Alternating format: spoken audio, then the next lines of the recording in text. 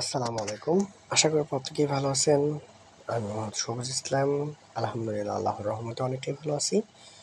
তো আজকে কথা বলার চেষ্টা করব এইচআর ম্যানেজারের জব ডেসক্রিপশন কী হতে পারে।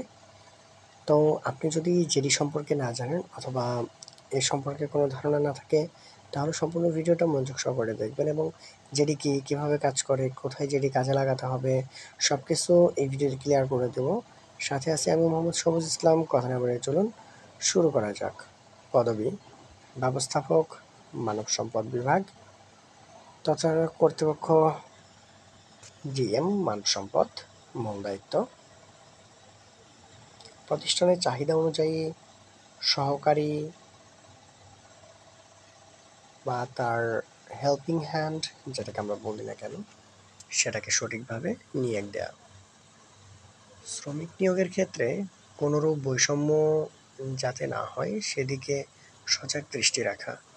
কারণ আপনি একজন লোক নিয়োগ দিলেন এবং সেই লোকটা যদি সঠিক না হয় তাহলে অবশ্যই আপনার তার উপর একটা প্রেশার ক্রিয়েট হতে পারে।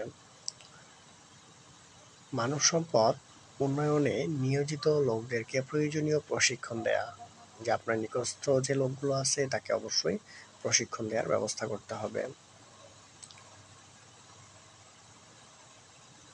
অধস্তন কর্মকর্তাদের বিভাগের মাসিক দায়িত্ব বন্টন করা, প্রয়োজনীয় গাইডলাইন প্রদান করা এবং কর্তৃপক্ষের নিকট নির্দিষ্ট সময় অন্তর প্রতিষ্ঠানের সার্বিক অবস্থা সম্পর্কে রিপোর্ট করা।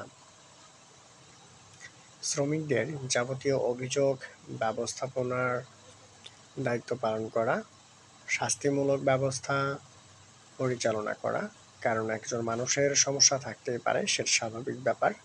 সেই বিষয়গুলো নিয়ে অবশ্যই কথা বলা, শ্রমিক কর্মকর্তা কর্মচারীদের সাথে প্রশাসনিক বিষয়াদি নিয়ে আলাপ আলোচনা করা, ফ্যাক্টরি সিকিউরিটি স্টোর এবং পার্সোনাল সেকশনের রেজিস্টার চেক করা। প্রতিনিয়ত সেই সেকশনে কি হচ্ছে অবশ্যই আপনাকে পুরো স্টেটমেন্ট করতে হবে। অসংখ্য ধন্যবাদ সম্পূর্ণ ভিডিওটা মনোযোগ সহকারে দেখার জন্য।